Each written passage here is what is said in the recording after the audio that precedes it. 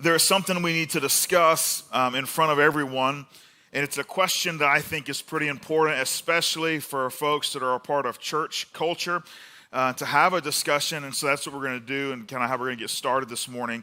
And in me asking this question out loud, I know sometimes when we ask really difficult questions, we ask for, it's more like a rhetorical type thing where you just kind of answer to yourselves. This morning, I'm going to ask if you would to kind of raise some hands, which might require a bit of courage. I know we just prayed for courage, so maybe God will show up. But I do think it's important for everyone to kind of just feel like, okay, well, I'm not the only one, right? So, and it's fairly controversial, so we're just going to kind of jump into it. So here's the question. When is it okay to begin your Christmas prep? Okay, so we're going to break this into two things. Y'all just all breathe. You're like, whoo, okay, we can breathe. We're going to break this into two specific places and little tension points. The first one is in buying gifts. So there's typically two parties, sometimes there's a third, but typically there's two parties. Two different groups. I buy my gifts before December happens. Like I buy them throughout the year. If you are that kind of person, just go ahead and raise your hand. Like, you know what? I'm buying Christmas gifts. I see something in June, and I'm like, you know what? That's good for my sister or my whatever. I'm going to go buy that right now. Oh, put your hands up again. Okay. So 13 of you. Okay, that's great. That's good. So, typically, everyone else falls into this next category, which is once December 1st happens, you start thinking about it, and then you start buying gifts. Is that? Okay, there's a little more of you. And then we have the really bright folks among us. Christmas Eve is when you do your shopping. Okay? About as many as people who do it ahead of time. That's good. It's my people. Let's go. Let's go. Now that's one actually isn't all that controversial because it's your choice when you're gonna do that, right? This next little question though, it impacts other people around you, the people you care about, the people that care about you. And that is this: when is it okay to begin decorating for Christmas? Right? So if you're in the camp of it's okay to decorate in November before Thanksgiving, raise your hand. Wow, look at this. Now, let me make sure I understand this. Let me just make sure I understand this, just to be clear. After Halloween, that's right. You come home, as you're eating your candy, you are unloading the attic. Okay, gotcha. That's right. Okay, that makes sense. Now we're getting somewhere. So I just want to make sure I'm clear on this. Those of you who raised your hand again? Okay, cool. Put them down. For those of you who just raised your hand, if you're hosting Thanksgiving at your house, I'm just making sure, you're saying that your family shows up to Thanksgiving dinner, and they are surrounded by Christmas. I'm just making sure we're on the same page. I'm just making sure. Okay. What's that? The turkey tastes the same. Okay, gotcha. The turkey tastes the same. Gotcha. So, okay. That's it. Okay. To be fair, we also decorate before Thanksgiving, and we did host it at our house this year. So it's fine. I think it's fine. For all of you, so I guess everyone else after Thanksgiving, right? Do we have any families? I've only found, these are unicorns. Families that will go get their Christmas tree on Christmas Eve, like that's your thing? I know, super rare. Just presents, that's right. That's right. They would, but the presents is taken, you know what I'm saying? That's right. Yeah. They got the Christmas tree from the dollar spot at Target. That's what they're using. Comes pre-decorated. Yeah, look, Velcro. This is good. To be clear, this is the end of the audience interaction. From here on out, I'm going to ask questions. You don't have to answer them. Let's take a look at the first Christmas and the Christmas prep. Got quiet. Surely the day is coming. It will burn like a furnace. All the arrogant and every evildoer will be stubble, and the day that is coming will set them on fire, says the Lord Almighty. Not a root or a branch will be left to them. But for you who revere my name, the Son of Righteousness will rise with healing in its rays. And you will go out and frolic like well-fed calves. Then you will trample on the wicked. They will be ashes under the soles of your feet on the day when I act, says the Lord Almighty.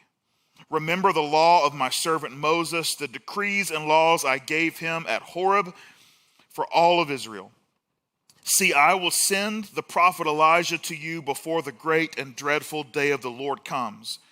He will turn the hearts of the parents to their children, and the hearts of the children to their parents, or else I will come and strike the land with total destruction. Merry Christmas. Warm and fuzzy. When I read that large of a chunk of the Bible, a lot of times I find that if you have the attention span of a little more well-developed attention span, then you're like, okay, I'm going to hang on every word. But the truth is, usually in our particular culture, when someone reads that length of a passage, you assume that I'm just going to tell you what you were supposed to pick up as you were listening after we're done. And while that is mostly the case this morning, I do want to zero in on one particular part, and I want to read it a second time. And this time, just in case you did zone out, this is the important part. Here we go. Verse 4. Remember the law of my servant Moses, the decrees and laws I gave him at Horeb for all Israel. See, I will send the prophet Elijah to you before that great and dreadful day of the Lord comes. He will turn the hearts of the parents to their children and the hearts of the children to their parents, or else I will come and strike the land with total destruction. A few things we want to make sure we pick out here. The first thing is that he begins this closure to his book. There's a prophet, his name is Malachi. And at the closing to this book, this is chapter 4, the very last part. And so when this little section is over, the book and the letter is done. And he closes it with, I want you to remember something. As we close, I want you to remember. And more specifically, it's not just, hey, remember some good feelings. I want you to remember something that you can always go and find, right? I don't want you to just remember a moment and where we can hand down a story about, hey, this is what it was like when I was a kid, and all of a sudden you're walking uphill, snow both ways, right? We're not sharing those kind of memories. We're sharing facts. We're sharing the truth. He said, I want you to remember what I wrote down, the decrees, the very specific things that I gave to Moses. I want you to remember them. The second thing he says is there's a guy named Elijah, this guy named Elijah, his audience, the Jewish people, were well aware of. There was a prophet that happened sometime before this, that Elijah, and we talked about him just a couple weeks ago, actually, and Elijah was a big player in the history of the Jewish people. And so he says, hey, Elijah's going to be back. And then he says, you will have a choice. You can return to the relationship with the Father, with God. You can honor that relationship, or you can burn. That's your choice. And that's the way that the book of Malachi closes. And you're asking, well, I thought we were talking about Christmas preparation. We are. That's the last thing that God chooses to have written in what we know today as the Old Testament. If you're new to faith or new to church, the Bible is broken up into two very distinct parts. The first part is called the Old Testament, and it chronicles the building of the people of God. It goes all the way from a promise to a family, an old man, his name's Abraham, and his wife, Sarah, and the promise, just their tiny little family, and it grows into this enormous nation, and it talks about how it gets from that one family into just multitudes of people. And it chronicles everything. It chronicles kings, it chronicles leaders and judges and prophets, victories, defeats. It talks about the good things, the really great things that the people of God have done. It talks about the really atrocious things that the people of God have done. And it just kind of lays it out there for everyone to kind of see. And so that's what the Old Testament is. The New Testament begins with Jesus, and it talks about the impact that Jesus has on the world, and then the result of that, which is the church, which we are still a part of even today, right? And so those are the two distinct pieces that make up the Bible. This piece I just read you comes at the very close of the first piece. Now, when we say, hey, we're going to prep for Christmas, we're saying that the New Testament begins with Christmas. And so the Old Testament ends with, this is the preparation we've got. And so this is the last thing God wants us to know before we get to Christmas. And it's filled with just really intense language and this subtle reminder, don't forget about what I told Moses. And then God became silent. Silent. This silence lasts for 400 years. 400 years. Now, when you think about silence, 400 years of silence. How long has the United States been the United States? Like 248, 47 years, doing math at the moment, right? Right around there. So you still got to add another 140 years to our entire country's existence to get to 400 years of silence. Now, we will get upset if in a generation things change. And we're like, hold on, whoa, wait. I wish things would get, wait. Think about it. Just imagine 400 years of silence. Of God not giving us any indication of what's next or what we ought to do. 400 years. That's wild to me. So what do you do when God becomes silent? Honestly, that's a question that many of us ask today, isn't it? Do we wrestle with moments in our lives, seasons of our lives, where it feels like God is not there? Where God is silent? Where we've been asking, like, come on, God, come on. Don't you know I've been struggling with, don't you know I've been dealing with this? I've been suffering from, don't you know that I'm walking through this? Have you not heard me? And yet, I got nothing from you. I hear nothing from you. Isn't that something that's so common in our world? If you haven't experienced it, I bet right now you're thinking, this is exactly what he was talking about. This is why they walked away from God, because he never spoke when they needed him to speak. Silence. Now, what do we think through when we hear silence? What do we receive that as? What do we anticipate silence to mean?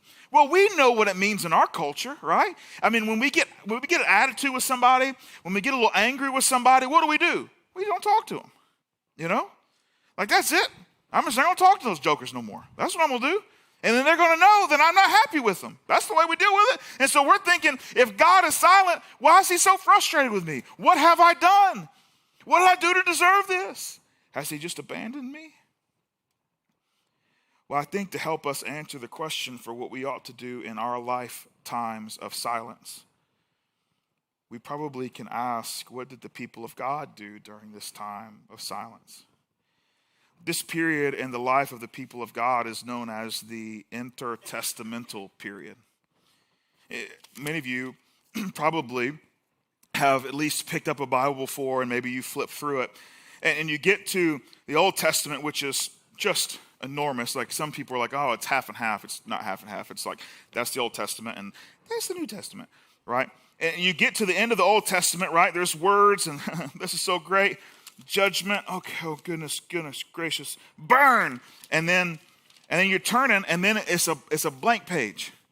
It's a blank page. And so this would represent, the Bible actually, the author or the people who put together, the publisher, didn't mean for this to represent it, but this is what it is. For me and for our purpose today, the blank page is the intertestamental period. Like, there's so much that happens here that has nothing to do with everything that happened here, right? The Bible doesn't talk about what happens here, right? Like those things. And then we get the New Testament. And so I just want to walk through, what did the people of God do on the blank page? What did they do in the intertestamental period? And so I want to walk you through a couple of, I would say, highlights or enormous moments for the people of God, and just walk you through them just kind of one by one, and I think we'll see kind of how things work. The first one was this. In 332, Alexander the Great conquered the Persian Empire. Now, what was interesting about this, and this is the important part, is that when Alexander the Great conquered the Persian Empire, the Persian Empire consisted of Judea, Jerusalem, that where the people of God were, the Persians were the overlords for that particular area when Malachi was writing his book. And as we get to Alexander the Great, they're still in power. And so Persia was ruling over. Alexander the Great comes in and it's like, no, this whole thing belongs to me. And I ain't even done. I'm about to watch what I'm about to do. That's a whole other history lesson. But Alexander the Great, he conquers it. And what that does is it brings with it enormous culture from the Greeks, which if we go back to our 5th grade world history class, is called, anybody want to know? Hellenization. Who said that? Oh, boom, a teacher. Okay. So it is up there. That's right. You should have just taken credit, Wendy. That's right. Yeah, Hellenization, which is the spread of Greek culture. You find it in a number of ways. You find it in art. You find it in politics. You find it in religion. But eventually, Alexander dies in 320, and his death leads to what the Jewish people find and come to know as the Seleucid rule. Alexander the Great, what he had conquered, his empire was split up among his generals. And one of them, Seleucus, was given the little section of land that involved the Jewish people. And so he became the ruler, and then, of course, his kids, and it started this dynasty, the Seleucian dynasty. And so that's what started to happen with the Jewish people. Now, we're going to pause here in the land of the Jewish people, and we're going to migrate just a little bit south to Africa, specifically in Egypt. And so we're pushing pause on who's in charge of the Jewish people just for a second. And we want to talk about something else that happens in this time frame during this Seleucid rule. In 285, King Ptolemy of Egypt commissioned the Septuagint. Now, this is why this is important. The Septuagint is the Greek translation of the Hebrew scriptures. Now, what's important about this is that the common tongue or the common language that was being spoken was Greek. And so with the Hebrew scriptures, specifically the first 5 books of the Old Testament, Genesis, Exodus, Leviticus, Numbers, and Deuteronomy, those were the 5 that he said, hey, I want these translated in a language that everyone can read, right? That the people that are walking around can read. And so we need to make that happen. And so he brought 70 different translators to Egypt, and he said, this is what I want you to do. And they started translating. And that created what we know today as the Septuagint. Now, the Septuagint just started with that particular Egyptian king. Actually, the Old Testament scriptures, all of everything that happened in that first big thick thing, eventually was all translated to Greek. And we still call that entire translation the Septuagint, even though it wasn't part of the initial translation. Now, why that's important is because when you hear Jesus or read Jesus or his really close friends, the disciples or the apostles that are in the New Testament, when they quote the Old Testament, almost every time, they're not quoting the Hebrew, they're quoting the Septuagint, the Greek translation of the Hebrew, which some might say, why in the world would they not do that? Can Jesus not read Hebrew? Can he not quote Hebrew? Well, of course, Jesus could do whatever he wanted to. But you got to remember, the reason that they were sharing anything was because they wanted the people to understand what was being shared. And so they weren't going to quote a particular Hebrew reference, and then the people they were having a conversation with would have no ability to go and take a look and read it for themselves. And so they quoted the common tongue. They quoted the Septuagint. That's one of the biggest examples of this Hellenization that was taking place, this spread of Greek culture. It's one of the greatest assets that actually are positive things that came out of the Hellenization and Alexander the Great conquering the Persian Empire like a century and a half before. Now we're going to time back in. So that's just one little aside. We went to Egypt for a second. We're back in Jerusalem, right? And so up until now, it's been the same. One of the Alexander the Great's generals, Seleucus, his dynasty, the Seleucid rule has been taking place. Eventually, that gives way in 198 to Antiochus IV Epiphanes. Now, I don't know why these guys got to make their names so complicated. It's like our leaders are like Bill and George, Donald, Joe. You know what I'm saying? Like, can we simplify these a little bit? Antiochus IV Epiphanes. It sounds like a lame name anyway. Anyway, he wasn't lame, though. He was a brutal Seleucid king. So up until this point, The Seleucid dynasty, they allowed the Jews to operate like a normal people.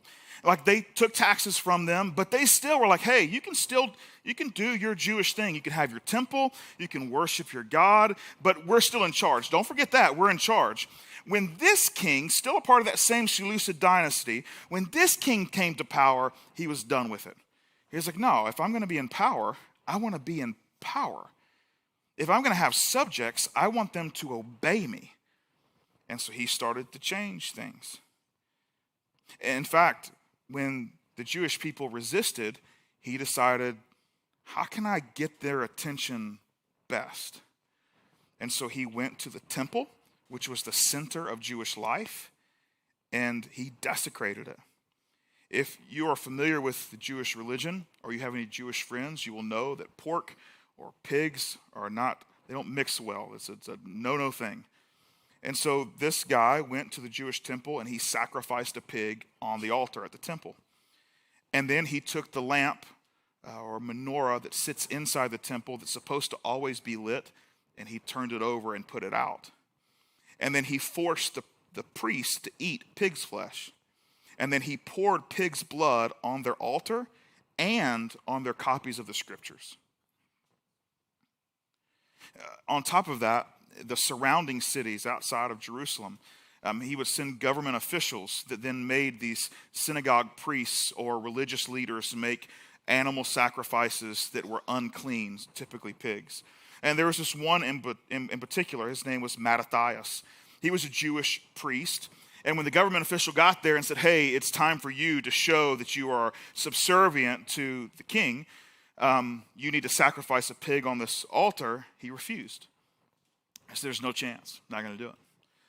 And they get into an argument, and finally, there's some threats that are made. There's a Jewish citizen there, another Jew that says, hey, fine, just leave us alone, I'll do it. And Mattathias says, no, you won't. And he says, it's fine, I'll do it. And Mattathias kills him, kills the Jew. And then he turns around and he kills the government official. And then he says, if you want to be with me, follow me. And he runs off into the wilderness. His sons and the small group of rebels run off into the woods, and they begin recruiting people for guerrilla warfare. And they are determined to undo what this particular king was doing. His son, which is the most famous son that we know, his son was named Judah, and he was given a nickname, Maccabeus, which means in our language, the hammer. Judah ended up leading what we know today in history as the Maccabean Revolt, where through guerrilla warfare, they took on thousands and thousands and thousands of soldiers, but because they knew the terrain so well and the inner workings of the cities, they took them one at a time in narrow passageways or on the way. It's kind of like Patriot, just, you know what I'm talking about, but just before, you know what I'm saying? The success of the Maccabean Revolt then led to the rededication of the temple. Eventually, they won. They gained their own independence. Now, when they went to go and rededicate the temple, this meant a lot of things. They needed to clean it up because it had been desecrated. They needed to relight the menorah. They needed to make new sacrifices. They needed to rededicate the temple. This happened in 164 BC. When they went to do that, the story is told in Jewish history that when they went to go light the menorah in the temple, they only had enough oil for one day. And so they lit it, because that's all they could do. And that one day's supply of oil ended up lasting 8 full days, which is now where we get the celebration of Hanukkah. This ushered in a brand new regime. We know it today as the Hasmonean rule. The Maccabees achieved their independence, established the Hasmonean dynasty, and things seemed to be decent. Now, it was during this time that we found some Jewish sects that started. Sects, S-E-C-T-S, Jewish sects that started, okay? The first one was in the middle of the 2nd century called the Essenes. This was a separatist Jewish movement. They wanted to live outside of Jerusalem. They thought that the Jewish people had gone too far towards the world, and so they separated themselves. The most famous Essene encampment is known as Qumran. That probably rings a little bit of a bell because in 1947 there was an enormous archaeological discovery there. It's where we found the Dead Sea Scrolls, which was significant because it contained the oldest manuscripts and pieces of manuscripts of the Hebrew Bible, commentary on it, and a bunch of different scriptures that we now hold as the oldest pieces of translation of the biblical text in the entire world. And it was found by a shepherd who was throwing some rocks, heard something break, and was like, oh my goodness, look what I found. And then academics got in, and it's been a revolutionary in terms of archaeological finds, one of the greatest ever. And so the Essenes were the people that made that happen. They stored and recorded and copied the scriptures, and they would store them in these jars, these vases. In 150, the Pharisees, another sect, became influential in Judaism. The Pharisees were legalistic. They were a holier-than-thou crew of Jewish religious leaders. This is the crew that would end up leading the crucifixion narrative for Jesus. They were the ones that gathered everyone, that caused the issue that put ultimately Jesus on the cross. In 135, another sect, the Sadducees, became influential in Judaism. This was a financial, social elite of religious leaders, like a good old boys club for high priests. And then finally, it brings us to the next change in regime.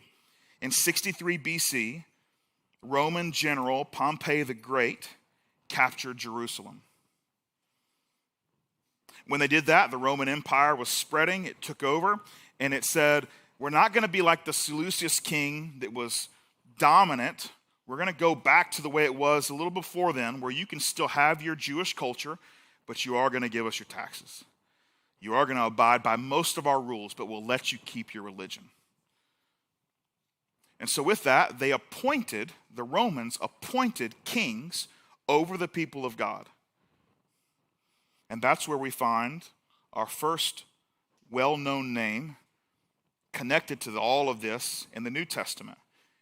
In 37 BC, Herod the Great was appointed by Rome. Now we ask the question, when we look at that entire history of all of those major moments in this time of silence, what were the results? All of that effort, from one dynasty to another, from one revolt to another, from one translation to another, to all of these religious thoughts and these sects that started to pop up, all of those things, what was the result? Well, let's take a look. Matthew chapter 2. After Jesus was born in Bethlehem in Judea during the time of King Herod, Magi from the east came to Jerusalem and asked, where is the one who's been born King of the Jews? We saw his star when it rose and have come to worship him. When King Herod heard this, he was disturbed, and all Jerusalem with him. Now, that's interesting. It's interesting that there would be a heavenly sign and other kings from what we believe to be Persia show up in the middle of his kingdom and say, hey, the heavens are starting to declare that there's a new movement happening for the Jewish people. And Herod's response to those two things, these random kings from a completely different place show up, and then this heavenly sign that can be confirmed by him walking outside and looking at the night sky, his response is, I'm disturbed. Now, he didn't let that be seen to the Magi. In fact, he says, hey, Bethlehem's that way. You should go check it out. And then he says, when you find him, would you do me a favor, because I got king stuff to do? Will you let me know where he is? Because I'd like to go worship him as well. And so the Magi go off, and they meet Mary, Joseph, Jesus, the whole thing. And then they're told by the Lord, hey, it's actually not a good idea for you to go tell Herod where Jesus is. In fact, you just need to go around him, go back to where he came from. Let's avoid Herod, right? And so that's what happens. We pick back up in verse 16. When Herod realized that he had been outwitted by the Magi, he was furious, and he gave orders to kill all the boys in Bethlehem and its vicinity who were 2 years old and under, in accordance with the time he had learned from the Magi. And so this is everything the people of God have been waiting on for how many years? 400 years. The entire timeline of the United States of America, plus another 140, 50 years, right? Add them together. That's how long they've been waiting. And all of a sudden, these heavenly things start happening. God starts speaking again. He starts moving. And this Jewish leader, Herod, his response is, I'm disturbed. He doesn't get his way. And his response to that then, kill all the boys that are 2 years old. Kill them all. I have no desire to see what's happening here. I want to put it to a stop. And then we have another guy, Matthew 1. This is how the birth of Jesus, the Messiah, came about. His mother Mary was pledged to be married to Joseph, but before they came together, she was found to be pregnant through the Holy Spirit. Because Joseph, her husband, was faithful to the law and yet did not want to expose her to public disgrace, he had in mind to divorce her quietly. But after he had considered this, an angel of the Lord appeared to him in a dream and said, Joseph, son of David, do not be afraid to take Mary home as your wife, because what is conceived in her is from the Holy Spirit. She will give birth to a son, and you are to give him the name Jesus, because he will save his people from their sins. And so Joseph, all of a sudden things start happening in his life, and what we find about Joseph is that he had done something that maybe Malachi had referenced. Remember the law of Moses and the decrees that I gave to him, right? Because immediately Joseph says, look, Mary, you and I haven't done the thing yet. So there's no way that's my baby. You know what I'm saying? That kid is not my son. You know what I'm saying? And so I don't know who you went and got your groove on with, but that's not me. And so for sure, we're not going to continue like it was me. We're not going to do that. And so in his mind, he knows the law. He's like, look, you have humiliated me. You're going to humiliate my family. I honestly could have you put to death for this thing, but I'm going to divorce you, and I'm just going to let you go away quietly. That's what we're going to do, right? And then what changes it? He has a dream.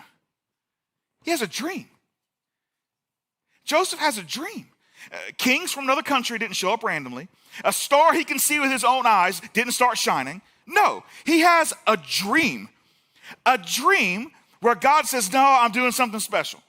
God hasn't spoken to anybody in 400 years. And all of a sudden, Joseph responds to a dream like, you know what? Thus saith the Lord. You know how many times I've dreamed something? You know how much trouble we would all be in if my dreams, when I woke up, I was like, let's give it a run. You know what I'm saying? Like, no, that's not how things work.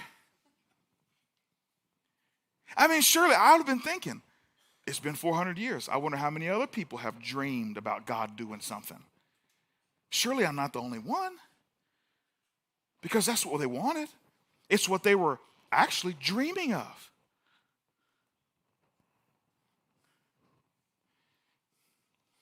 Same silence. Same silence. Two completely different responses. Why? Well, it's right there. Malachi 4:4. Remember the law of my servant Moses and decrees and laws I gave him at Horeb for all Israel. For all Israel. What was the difference?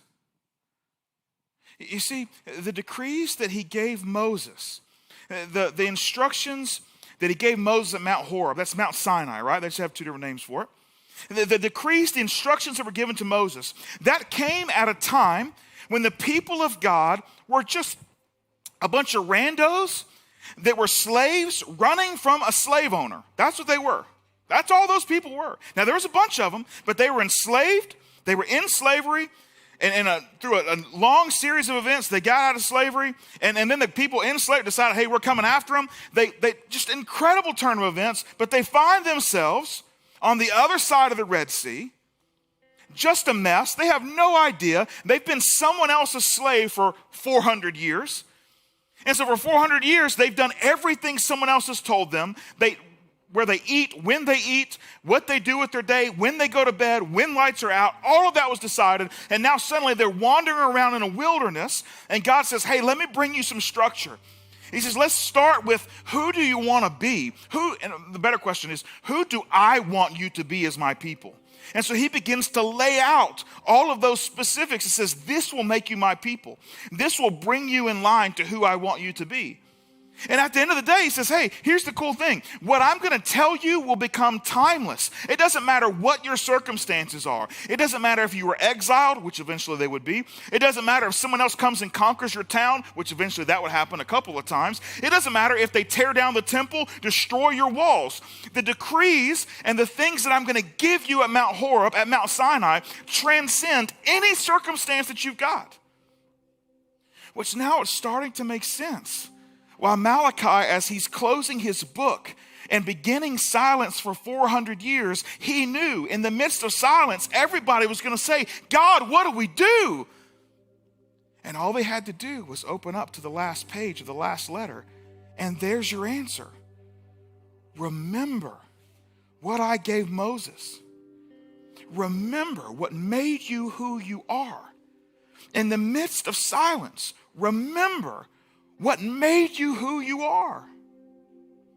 In other words, when God is silent, remember the truth. Remember the truth. You see, there is nothing that any other people could do to the people of God that changes the truth here. Silence still doesn't change the truth that is here. When we think about our own lives, there's two things I want to just submit to you that I think is pretty important when it comes to holding on to the truth. The first is this: we remember the truth by staying connected to people who also remember the truth. That's huge. That's huge. We remember the truth by staying connected to people who also remember the truth. Think about it. We don't know anything about Joseph's family other than they raised a man who, at first adversity, his immediate thought was, what does a fully devoted Jewish man do in this situation? I won't dishonor my family, but I still love this woman, and I'm going to give her a way out to avoid probably being put to death. So that's what I'm going to do. But the minute that God intercedes, he says, at the end of the day, what has made our people who we are is that you give us some instruction, and that instruction stands until you give us more instruction. And so even in the dream, Joseph said, I'll do whatever you tell me to do. Because that's the way my family was, my grandparents were. And the truth is, you can actually look at the line and lineage of Joseph. It goes all the way back, and you can see story after story of people waking up every day saying, I got nothing better to do today than whatever God puts on my plate. And then you look at Herod. Herod's family was not a family that was devout. He was appointed by a Roman leader because he knew that he would not stand up for what God declared and what God decreed, that he would salvage or hope or value his own rear end more than he would the promise and the peace and the people of God. And so that's why they put him there to be their king and their ruler, because they knew if it came down to it and Rome wanted one thing and the Jews wanted the other, he would do exactly what Rome wanted. And so why the two reactions? Because Herod was surrounded by a bunch of people who also didn't remember. And Joseph was surrounded by a bunch of people that made it their life's goal, even in the midst of silence, to remember the truth.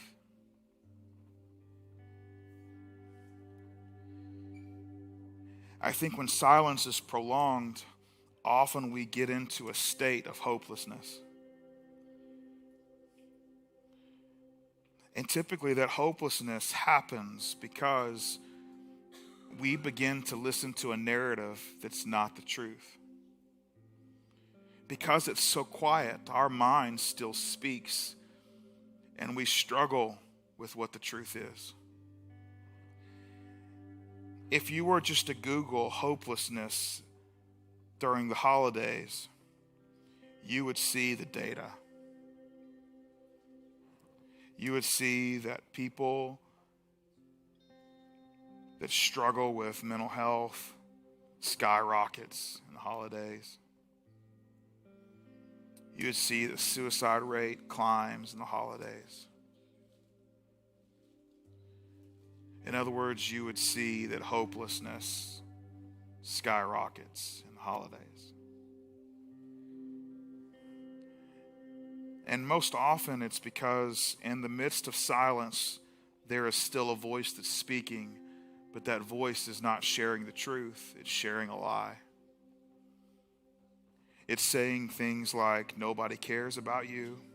If they did, they would fill in the blank. It's saying this silence determines actually how much you're worth. That nobody even cares what you're walking through. And it's reflective in the silence from God himself. And suddenly we will begin waking up in the morning thinking that we're no one to nobody, and that we are completely worthless. And it's in those moments, somehow I wish you would remember the truth. I wish you would remember the truth. Because the truth is, regardless of your circumstances, you can still open this back up. And you can still find in black and white, maybe sometimes in red, this truth. For God so loved the world that he gave his one and only Son, that whoever believes in him will not perish, but have eternal life. And that's the truth. That whoever includes you. For God so loved the world, that world includes you. So even if everyone in your life has misjudged your worth and your value, Jesus hasn't. And so maybe people can't see you the way Jesus sees you. That's their problem. Don't allow it to become your problem. In times of silence, we've got to remember the truth. And the truth is, we will never be without hope as long as we have the truth. We'll never be without hope as long as we have the truth. Now, this is important. It's important that we understand and we walk through this in a very practical way. And we started talking about this last week, that it's our church's goal as a whole. If you want to call Foundation home, that's up to you. But if you want to call Foundation home, one of the things as one of our leaders that I'm asking everyone to adopt 100% across the board is that we would all make a resolution to say no one that we know will spend Christmas Eve all by themselves. And then that's what we are going to do as a church. And there's no exceptions. No one gets to say, well, I'm not going to do that. Well, find another church to go to. Find one that doesn't care about the people that are hurting in your lives. And my hope is you never find one. that Christmas Eve, we're not going to have people in our lives sitting by themselves because nobody cared enough to invite them to be a part of something. We're not going to be a church that just takes care of our own little Christmas wishes. But we will be a church that says we will remember what makes us a person. We will remember who makes us who we are. We will remember the things that Jesus has done on our behalf. Even in times and seasons of silence, we will remember those things. And we will allow that memory to shape and mold how we interact with the world around us. And so with supernatural eyes and a supernatural heart, we will enter into conversations over the next couple of weeks, looking and seeking and hoping for opportunities to see someone who needs some interaction. And that we recognize that we get the opportunity to be the bearers of hope, the bearers of truth.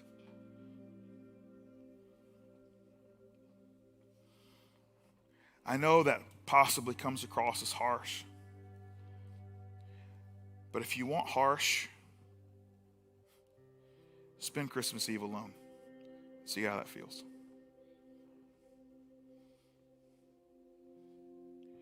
When God is silent, remember the truth.